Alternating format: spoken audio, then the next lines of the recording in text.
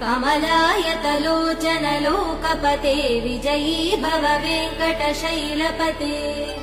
सचतुर्मुख षण्मुख पञ्चमुख प्रमुखाखिल दैवतमौलिमने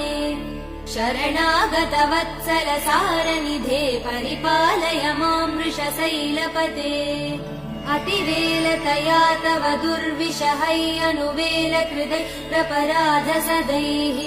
हरितं त्वरितं वृषशैलपते परया कृपया परिपाहि हरे अधिवेङ्कटशैलमुदारमते जनताभिमतादिकदानरतात् परदेवदया गदितान् निगमै कमलादयितान् परं कलये कलवेणुरवा वसगोपवधू शतकोटिवृतात् स्मरकोटिसमात् प्रतिवल्लविकाभिमदात् सुखदात् वसुदेव